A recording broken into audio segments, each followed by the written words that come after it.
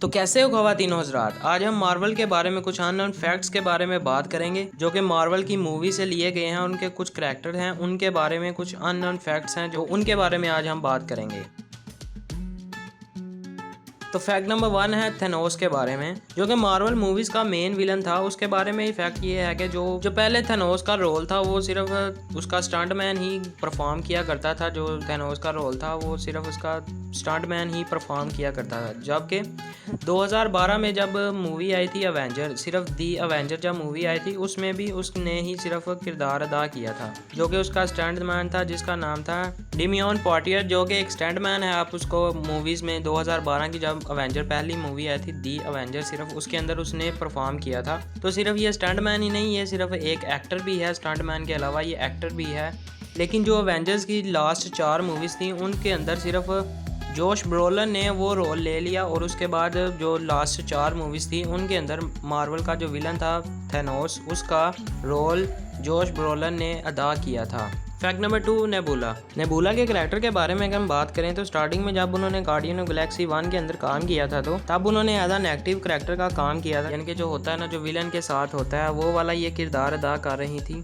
तो बाद में जब ये अवेंजर इन्फिनिटी वॉर और अवेंजर एंड गेम्स आई तो इसमें इसका किरदार एक पॉजिटिव ही था, किरदार पॉजिटिव था। तो आप में से कुछ लोग कहेंगे कि भाई ये जो नेबुला है इसने ही एंड गेम में लास्ट फाइट इसकी वजह से ही हुई थी। तो बात कुछ यूँ है कि भाई मेरे जब टोनी स्टार्क टाइम मशीन बनाता है तो जो टाइम मशीन में वो पीछे जाते हैं नेबुला और जो ये जो प्रेजेंट नेबुला होती है, जो पास्ट में नेबुला होती हैं, दोनों कनेक्ट हो जाती हैं, तो जिसकी वजह से थेनोस को पता चल जाता है। तो अगर आपने मूवी देखी है आप ज़्यादा बेहतर जानते होंगे। जिन्होंने नहीं देखी मैं तो उनके लिए बता रहा हूँ। तो जब भाई वो टाइम मशीन का यूज़ करते हैं तो जब वो वक्त के साथ खेलते हैं तो वक्त उल्टान के साथ खेल जाता है, तो कुछ ना कुछ तो गलत होना ही होता है ना। वापस आते हैं अपनी बात की तरफ। जो नेबुला का किरदार है वो कैरन गैलोन ने अदा किया है, जो कि एक स्कॉटलैंड की एक्टर हैं, जो कि थेनोस की बेटी थी। इस पूरी मूवी सीरीज के अंदर, मार्वल की जो सीरीज थी इसके अंदर वो थेनोस की बेटी थी। इस रोल को निभाने के लिए उन्होंने बहुत बड़ी कुर्बानी दी। उन्होंने क्या किया, आपने अगर नेबुला का कैरेक्टर देखा है तो उसके आपने देखा होगा सर पर बाल नहीं होते। तो इस रोल को निभाने के लिए उन्होंने अपने जो उनके लंबे बाल थे, सुनहरे घने लंबे बाल, उन्होंने उनको गुड बाय कहा।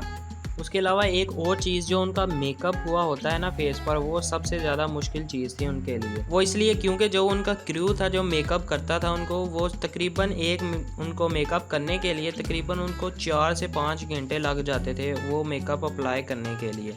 जो नेबुला के करैक्टर के ऊपर आपने देखा होगा, ये अभी आप भी तस्वीर में देख सकते हैं, इस तरह का ये जो मेकअप करते हैं इसको तकरीबन 4 से 5 घंटे लगाकर मेकअप करते थे। तो उसके अलावा इसको रिमूव करने के लिए तकरीबन आधा घंटा या 1 घंटा ज़रूर ज़ाया हो जाया करता था। तो आप खुद ही सोच सकते हैं इस करैक्टर को निभाने के लिए इनको काफ़ी मुश्किल पेश आई होंगी। जैसे उन्होंने अपने बाल कटवा दिए और 4 घंटे एक ही जगह पर बैठे रहना बहुत मुश्किल काम है। फैक्ट नंबर 3, अल्ट्रॉन की अगर हम बात करें तो अल्ट्रॉन, एज ऑफ अल्ट्रॉन में आपने देखा होगा कि जो अल्ट्रॉन था वो एक मेन विलन था एज ऑफ अल्ट्रॉन के अंदर। मुझे लगा आपको समझ नहीं लगी होगी। तो जो अवेंजर एज ऑफ अल्ट्रॉन थी उसके अंदर एक विलन था जिसका नाम था, जो मेन विलन था उस मूवी का, उसका नाम था अल्ट्रॉन। तो उस अल्ट्रॉन का किरदार अदा किया था, हालांकि वो सारा एक रोबोट ही था, मगर उसका किरदार जेम्स स्पाइडर ने अदा किया था। तो उन्होंने उसको किस तरह अदा किया, तो वो सारा उसको जब बनाया गया तो तब वो सारा कंप्यूटर जनरेटेड विजुअल इफेक्ट से बनाया गया था। लेकिन स्पाइडर जो कि इस मूवी में एज ऑफ अल्ट्रॉन के अंदर अल्ट्रॉन का किरदार अदा करते हैं, जो कि विलन है, वो उन्होंने क्या किया, जो दूसरे मार्वल्स एक्टर थे या जो इंजीनियर थे जिन्होंने ये VFX को कंट्रोल किया एज ऑफ अल्ट्रॉन को बनाने के लिए, तो उन्होंने क्या किया, वो इसकी मूवमेंट और इसके जो एक्सप्रेशन थे वो रिकॉर्ड करने के लिए उन्होंने जेम्स के मूवमेंट वगैरह को और उसके बाद उन्होंने उसके एक्सप्रेशन वगैरह को देखा। तो अगर हम ये बात करें कि जो अल्ट्रॉन है उसको सिर्फ कंप्यूटर के अंदर ही बनाया गया है, कंप्यूटर के अंदर ही डिज़ाइन किया गया है, तो ये बात गलत होगी, क्योंकि जो उसकी मूवमेंट वगैरह थी, जो उसके एक्सप्रेशन वगैरह थे, वो तो जेम्स से ही लिए गए थे। लेकिन फिर भी जो VFX वाले आर्टिस्ट हैं उन्होंने कमाल का काम किया था।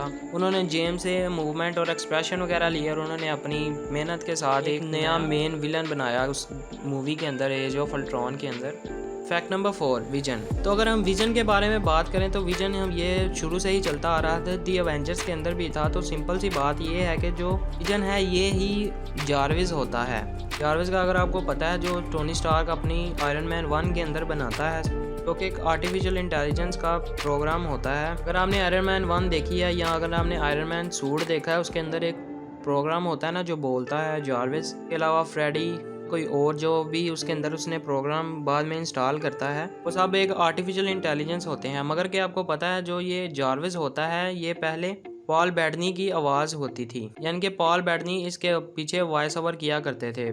जारविस के लिए पॉल बेटनी वॉइस ओवर किया करते थे। तो हैरत की बात यह है कि जब विजन को बनाया गया तो विजन का किरदार पॉल बेटनी ने अदा करना शुरू कर दिया। तो अगर आपने एवेंजर एज ऑफ अल्ट्रॉन देखी होगी तो उसमें आपने देखा होगा कि किस तरह विजन और जारविस आपस में मिलते हैं, मगर जारविस अपने आप को छुपा लेता है। उसके बाद जब विजन बनता है तो विजन जब फिजिकल रूप के अंदर आता है तो विजन कहता है ना ही मैं जारविस हूँ ना ही मैं कोई और हूँ, मैं हूँ विजन। तो इसके बारे में एक और इंटरेस्टिंग चीज़ ये है कि जो मैंने आपको नेबुला के बारे में भी बताई है, उसका मैंने आपको बताया उन्होंने अपने बाल खो दिए, उसके बाद उनके मेकअप पर भी बहुत टाइम लगता था। तो जो पॉल बेटनी हैं इनको विजन बनाने के लिए तकरीबन 3 घंटे लगा करते थे वो रेड वाला मास्क अप्लाई करने के लिए। उसके बाद सिलिकॉन की प्रोस्थेटिक्स भी इस्तेमाल में आया करती थी। कौन की जो प्रोस्थेटिक्स होती हैं वो कुछ बॉडी पार्ट्स होते हैं जो कि बनाए जाते हैं बॉडी पार्ट्स की तरह, तो वो भी यूज़ हुआ करती थी। तो अगर आपको सिलिकॉन प्रोस्थेटिक्स की समझ नहीं लगी तो उसके बारे में मैं आपको बताता हूँ। प्रोस्थेटिक्स तो अगर आप सिंपल सी बात कर लो, अगर किसी इंसान का एक उंगली कटी हुई है तो वो सिलिकॉन की वो उंगली ऐसी बना देते हैं कि वो ऐसे लगता है कि वो रियल उंगली है। तो वो आप उंगली उस जगह पर लगा सकते हैं जहाँ पर आपकी वो उंगली कटी हुई होती है। तो विजन के मेकअप के अंदर भी ये यूज़ हुआ करती थी, उंगली नहीं, वो जो सिलिकॉन से चीज़ें वगैरह बनती है ना वो चीज़। Fact number 5, Ronan. Guardian of Galaxy के अंदर ये बंदे ने एक ऐसा किरदार अदा किया था। तो अगर आप इसको असल में देखते हैं तो आप ये कभी भी नहीं सोचेंगे कि इस शख्स ने रोनान का किरदार अदा किया है। जिस शख्स ने रोनान का किरदार अदा किया है उसका नाम है ली पीस। अगर आप उसको देखते हैं तो आपको कभी भी यकीन नहीं होगा। रोनान एक ऐसा शख्स है जिसकी ब्लू फेस होता है, उसके बाद पर्पल उसके लेंस होते हैं आइज़ के, और उसने अपनी हुडी एक ली हुई होती है ब्लैक कलर की। तो अगर आप ली पीस को देखते हैं तो उसके बाद जब उन्होंने इसको ड्रेस अप किया रोनान के लिए तो उसने कम्प्लीटली उसको चेंज कर दिया। शायद आप में से बहुत से कम लोगों को इस बात का पता होगा। तो ये थी एवेंजर्स के कुछ करैक्टर जो उनके मूवीज़ के अंदर किरदार अदा करते हैं। उनके बारे में कुछ इंटरेस्टिंग चीज़ें उम्मीद है आपको नहीं पता होंगी, लेकिन अब पता लग गई होंगी। तो उम्मीद है आपको अच्छी लगी होंगी। अपने प्यार का ख्याल रखें। ओ सबर जाने से पहले वीडियो को लाइक ज़रूर कीजिएगा, चैनल को भी सब्सक्राइब कीजिएगा। तो मैं मिलता हूँ आपसे अगली वीडियो में, तब तक के लिए टेक केयर, अल्लाह हाफिज़।